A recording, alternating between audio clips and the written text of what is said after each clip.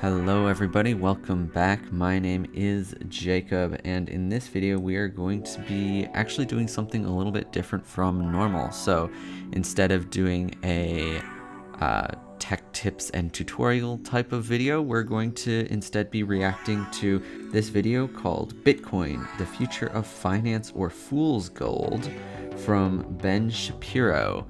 I was sent this video by a friend who knows that I am into crypto and thought I would like it, so I figured I would react to it. So let's dive in and see what Mr. Shapiro has to say here.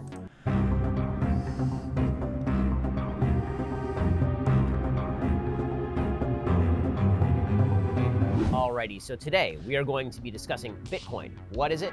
How does it work? Should you invest in it? This video is sponsored by our friends at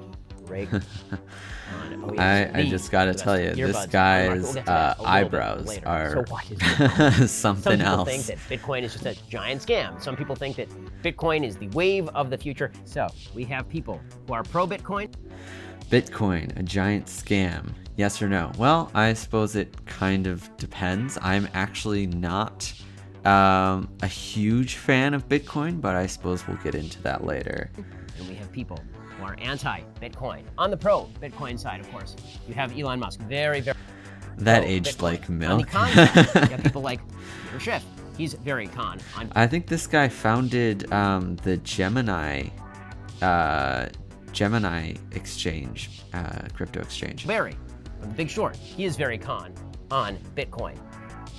To explain what Bitcoin is, first you sort of have to understand what money itself is. Now, I know what you're thinking, well, it's right here in my wallet. That's what is money actually? That's what a physical dollar.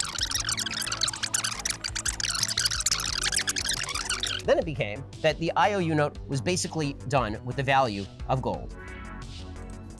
Okay, so it looks like we're starting off with the gold standard. Probably going to get into representative currency, having the gold standard, something backing it, whether that's like gold or silver, like we had like gold coins or silver coins, copper coins type of thing a while ago. Most national or government-backed fiat currencies no longer have like a gold standard or anything like that. Is that there's another way to pay off that $1 million debt, and that is to go in the back room and just print off $1 million and then hand you all that monopoly money. Printers go brrr. And in fact, you will feel screwed. And you're not going to want to do transactions with that government anymore. But this is one way that governments get out of their own debt. It's one way. Right. So inflating currency is like a way that governments can kind of like covertly tax their citizens, because imagine like because you're artificially like diluting the supply of money, right?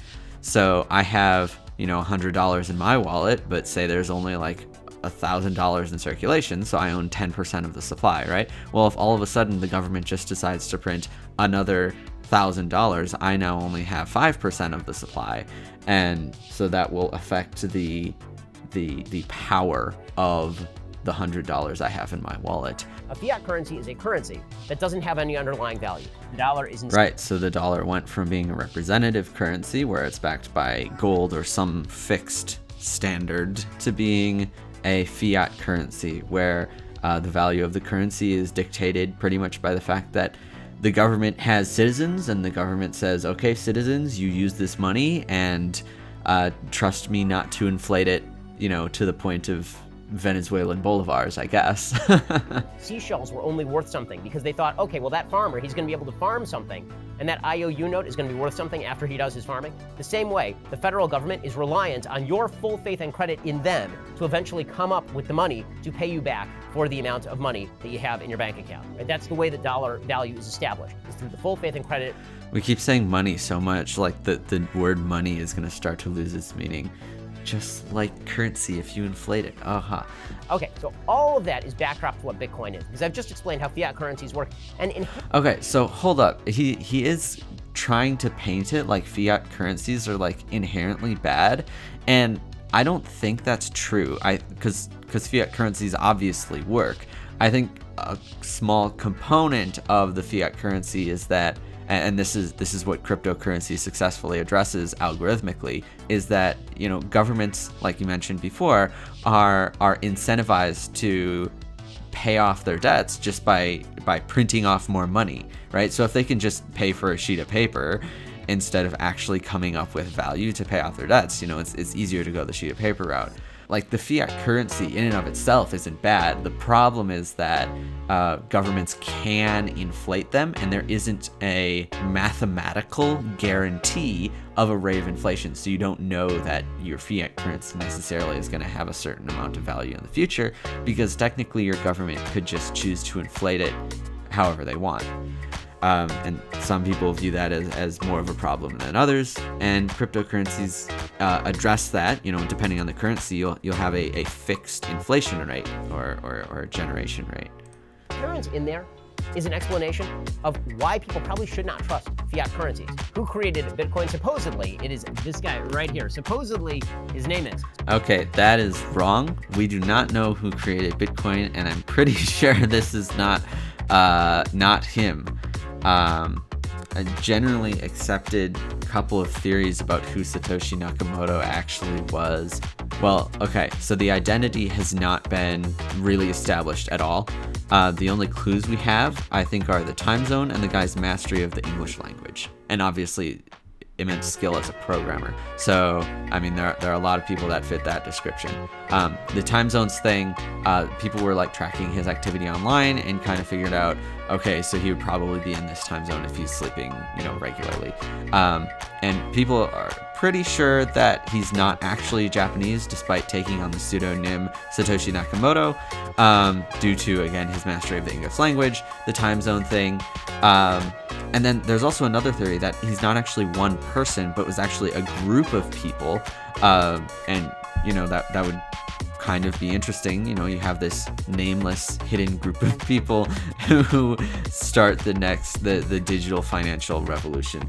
Those are just a couple of ideas, but I am sure that this is not the person. This is not actually the person who created Bitcoin. Satoshi Nakamoto. Now, the reason I say supposedly is because nobody actually knows who created Bitcoin. Right. Supposedly, Yeah. it is this guy who's supposed No, to be it's 40 not. It's not from this Japan. guy. That's kind of awesome because you don't want to have a centralized guy who controls all of Bitcoin. It's a mastermind criminal who actually can inflate Bitcoin at any. Oh, and it's also we're fairly sure that if it was a group, the group has disbanded. If it was a person, the original Satoshi Nakamoto accounts, like the Bitcoin accounts, have not been touched for a long time.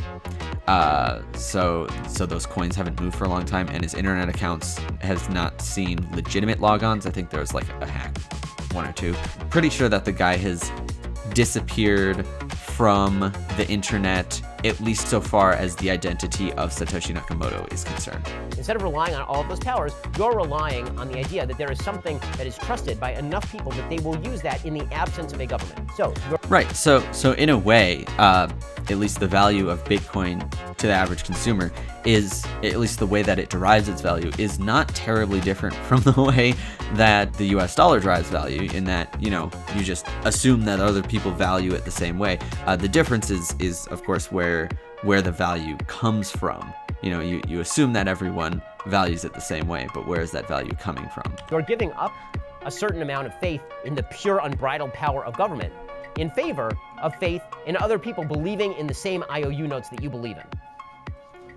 This is why some people like Peter Schiff, like, that's a pyramid scheme, because just like any other temporary repository of value, people could fall out of love with Bitcoin, and that's true. Well, it's people not a could fall out of pyramid love scheme. with Bitcoin, or they could find a new version of Bitcoin. You see new sort of currencies springing up every so often. So theoretically, although lots of the new cryptocurrencies are definitely pyramid schemes, it is almost trivial to set up a cryptocurrency and to create a pyramid scheme. Bitcoin is not one of these due to, well, a number of factors. Well, first of all, what would make it a pyramid scheme?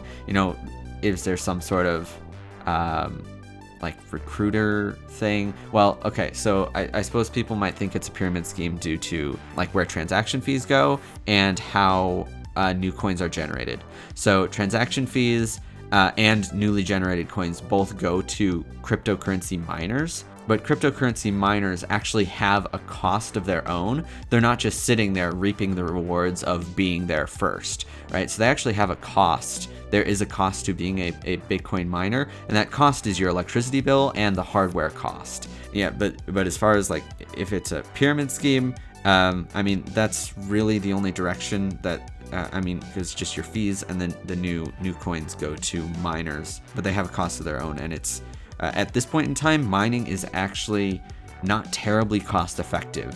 So I wouldn't envy necessarily the position of Bitcoin miners right now. Governments can make currencies worth zero, but governments don't have the power to make Bitcoin worth zero. That is because Bitcoin is not a centralized currency. It is a decentralized cryptocurrency. So, right. So where does it derive its value? You know, does it derive its value from the government or from the other people using it? that comes with some cost, and it comes with some benefits. On the cost side, you cannot rely on the ability of Bitcoin to give you some sort of hard asset in exchange for your Bitcoin, because that doesn't exist. That's not what Bitcoin is. On the good side of the ledger, you don't have to worry. That is definitely a disadvantage that Bitcoin and just about all cryptocurrencies have, is that there isn't anything tangible behind them. Like, people understand that gold is valuable, and it clicks really easy. Gold is inherently valuable. It's rare. It has a purpose. It's pretty.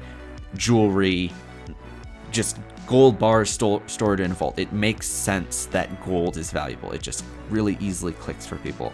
Bitcoin, and this is honestly one of the reasons why I personally am not such a big fan of Bitcoin. It is kind of just, it just sits there. It doesn't do a lot. It doesn't have a lot of value outside of just being an investment vehicle that other people also want.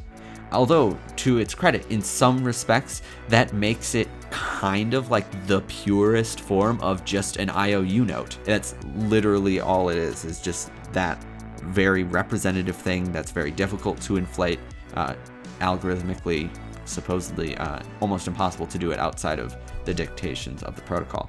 Worry that the creators of Bitcoin are going to simply inflate the value of Bitcoin or deflate Can't the do value it. of Bitcoin by simply printing new Bitcoin. The value He's of the as good of US an artist dollar as is I am. decided by the US government. When it comes to Bitcoin, it is precisely the opposite. Instead, you have a bunch of people out here, and these people have to decide what they think Bitcoin is worth. And because Bitcoin is not an actual government who's actually creating the value of Bitcoin, instead, you have all of these people investing their own assets into Bitcoin. So the definition Like of miners. value is incredibly different. The definition of value is coming from the outside in as Right. opposed to from the inside out. Yep. Where does it derive its value? There are some who say that Bitcoin is worthless, it's not valuable. But then there are others who say that you can trade Bitcoin for something truly incredible. Now, the reason that people call it a cryptocurrency is because the technology of Bitcoin, the thing that prevents it from being inflated, is that there are a set number of Bitcoins in circulation. Right? People are using cryptography. They're using actual cryptography in order to protect the transactions that take place. Yes, You've heard it's of this very thing called real cryptography. Blockchain. What blockchain technology essentially is every time somebody uses a portion of Bitcoin for a transaction, they're an entire group of people. They are called Bitcoin miners, and their job is to simply verify the transaction and to make sure that you can't use the same cryptocurrency twice, right? Sometimes what people worry about is that somebody has a Bitcoin and they simultaneously give the Bitcoin to two different people. That can't happen thanks to blockchain technology. So Right, so what he's describing here is called a double spend attack. The way that Bitcoin solves this is, so you have a bunch of miners, right? They decide what transactions are valid, which ones are not, and they all are communicating with each other and saying, okay, so this miner, decided that this set of transactions are valid. Okay, cool, we'll continue on. And they're accounting for the history of transactions that have been considered valid. Of course, if someone sends out two transactions trying to use the same Bitcoin in two different places, some miners are going to say the first transaction is valid, and some miners are going to say the second transaction is valid. And the way that the Bitcoin network decides which transaction gets accepted is it's literally it's almost like majority rules, because some miners are going to say one, some are going to say two, and then they're going to continue on their mining history. But the problem is, you've created like a fork in the network is what it's called, right? There's a split. It's diverging, right? There's one history that uses transaction one history that uses transaction two. So eventually, one of those histories will grow longer than the other, and the Bitcoin protocol specifies that the longer history is the one that wins. So that actually leads to something called confirmations. And generally, I think between like 6 to 10 confirmations, meaning like how many blocks have been mined since a transaction was added to the blockchain. So if you have however many confirmations, then it's considered to be a finalized transaction, because at that point the Bitcoin network has decided that, you know, the history containing this transaction has gotten long enough, you know, that it's not ever going to be reversed. A certain number of transactions are verified. That is called a block. And this is another thing I want to address. It's not a certain, well, it's not necessarily a certain number of transactions. There are, like Bitcoin, I believe, does have a limit to the size of each block, which does limit the number of transactions. But Bitcoin also targets a time of 10 minutes per block. So ideally, if, for example, there were not a block size limit, then you would just have all of the transactions that occurred in the past 10 minutes would go into each block, or approximately 10 minutes, because there is some variation there. Every time the Bitcoin miners create a block, it is added to the blockchain, right? With every block that is added to the blockchain, you are creating a more and more unbreakable chain of events, and more faith and credit in the Bitcoin itself, which is right. So say this is a block, right? Our transaction is in this block, and then a bunch more transactions are added onto this block right after it. And then as more blocks head out this way, we keep adding more blocks, or the miners keep adding more blocks. Then this block here becomes more and more confirmed, more and more assured of its that it will stay in the blockchain. Which is why it's good, right? You can't even understand how these transactions are verified, but you know that they are being verified, and they're being verified in real time over the course of time. Well, it depends on what you mean by can't understand how they're being verified. They are being verified using a ton of computation power going at breakneck speed, but generally the algorithm for validating the transactions that the miners perform is relatively simple. Well, it's not that it's simple. It's something that you could, you know, read and tend to understand if you thought about it for a little bit. So it's far from impossible to understand. And you earn Bitcoin for doing this, for participating in this process. So you actually have a really transparent look into all the transactions that have been done with Bitcoin. Right, so it is a non-trivial process. Obviously the computers are doing this at breakneck speed, and this costs the miners, the actual entities behind, you know, who are actually performing these computations. It does cost them money, so they deserve to be rewarded for that. Bitcoin, so you know that people aren't screwing around with the currency. And that, of course, is the chief promise of Bitcoin, is that people are not screwing around with the currency. Because again, no one is in control of the Bitcoin. There's not a centralized person who decides how many Bitcoins ought to be issued. Theoretically, you could buy this as a holder of value over the long term, and you're going to do that instead of buying government debt, so the government can't actually issue more debt, meaning they can't raise more money to pay for all of the various projects that they wish to engage in. The other problem. Right, so, bonds. I pulled up this article that I found, because I ran through this video beforehand, just so I would know what I was dealing with. And I found this article because I'm not an economist, so I'm assuming that whoever wrote this article here knows more than I do. But they found that in short record, a pattern is detectable between the price of Bitcoin and the price of bonds. When bond prices fall, Bitcoin price tends to rise. And then a little bit later, they found a correlation between Bitcoin and gold as well. So a negative correlation there. So just a little interesting point there. Another thing is each time that we see Bitcoin crashes, they do tend to, not see a long-term decrease in the overall decrease in the value of Bitcoin. So you can see we had a one spike here where Bitcoin hit $1,000 back in 2013. Before that, it was $130, and after that, it was about $500, $300. Oh, maybe it trickles down back to the nope. Now it's up. Never gonna see $100 again. And then, here we spiked up to around 20K and back down to 3,000. And then we spiked to a little spike to 11 and down. Oh, hold on. Yeah, 13. So, and then it just, and then we're just at the tail end of the biggest spike yet. But yeah, so if the government has to compete against Bitcoin, government bonds versus Bitcoin. Yeah, the government probably isn't going to like that very much, and they can respond to that in a couple of different ways. They could create their own cryptocurrency, like China's doing, and try and get people to use that cryptocurrency. They could buy a lot of Bitcoin for themselves, or they could highly regulate Bitcoin as well, and that's the direction that the government, the U.S. government, is going right now with like KYC, know your customer, and tax laws and stuff like that. So still trying to get a piece of that action. For governments is that when you're talking about a completely digital currency that is not controlled by them and not verifiable by them, they're worried about the possibility of this sort of currency for criminal use. There are 1,000 reasons why you might not want the government to know how you are transacting. Okay, so cryptocurrency for criminals. Now this is a really interesting one because people think, oh, well, Bitcoin, it uses crypto, it's encryption, cool, so it's secure, right? It's private, no one can see what I'm doing. So people think that Bitcoin is completely private and secure because it's all encrypted and stuff, so it's private and no one can see what I'm doing with my Bitcoin. That is not true in the slightest, because remember, miners have to verify these transactions, and these miners aren't like vetted by some organization and said, oh, you get special access so you can see people's transactions. No, the transactions are actually all public.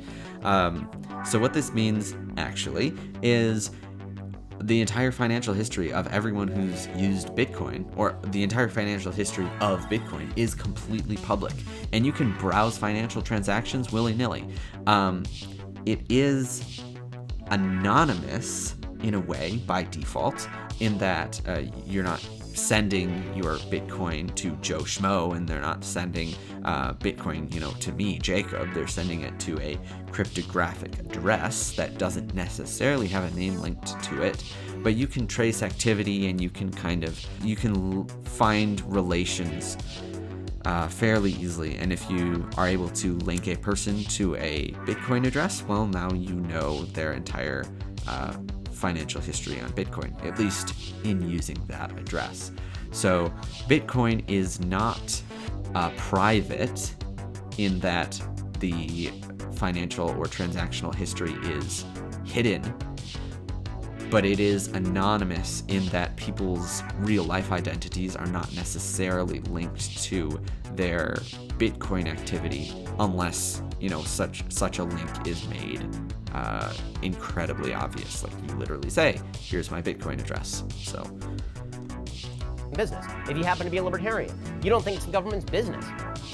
There are cryptocurrencies that are able to hide that sort of information.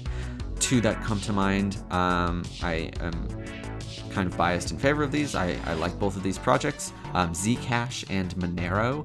Monero, all of the transactions are private by default. You can't see senders, receivers, quantities, and I believe they have it set up where you can't even tell when a transaction was sent either.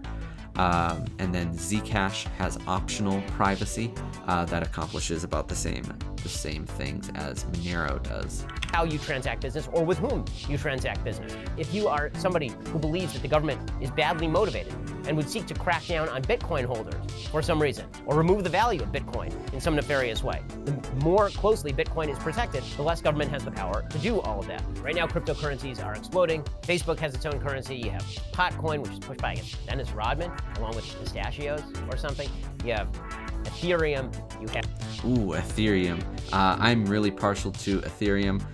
Don't pay attention to whatever these other cryptocurrencies like Potcoin. I don't know what's up with that. Sounds that's a little bit iffy. Obviously, this video came out March 6th. It is now in the middle of July, so getting on this a little bit late. Yeah, we're on the downward side of Bitcoin popping off.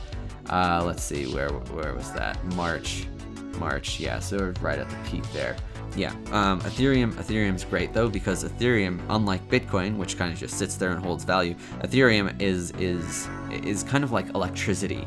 So when you buy Ethereum, you also have like these little electricity tokens that you can use to run applications that are built using Ethereum. Pretty cool. Yeah, I really like Ethereum, and Ethereum is the second largest cryptocurrency. You have Litecoin, you have a bunch of different types of cryptocurrency. Anytime there's a market for any sort of digital currency, there will be rival digital currencies. The question is which one gains credence in the marketplace. It's why, at the very beginning, it takes big people buying into this sort of stuff to make a difference in the market for it, right? As that happens more and more, I think you're going to see more and more people looking to diversify away from fiat currencies and instead moving into places like Bitcoin for actual safety and security. Despite all the talk about volatility, it may be that in the future, the most volatile forms of currency are the ones coming from centralized governments with an axe to grind, as opposed to a decentralized group of people who simply wish to engage in transactions that hold their value. All right, so that was Ben Shapiro's video on Bitcoin, the future of finance or fool's gold. I think I gave out most of my thoughts during the video, and so I guess I'll just finish it off by saying, okay, I think it was a good video. He seems to be, well, his eyebrows are amazing, to say the least, and I'd give him a B on the technical explanation, because it seemed like not necessarily a great balance between friendly to the layman and technically accurate. So I'd give him a B on the technical explanation, but I like his explanation on like where the value of money comes from. So yeah, interesting video. It will be linked in the description. Check it out and let me know what you think. Anyways, guys, that's all I have for you today. I hope you liked the video, hope you learned something, and have a good one.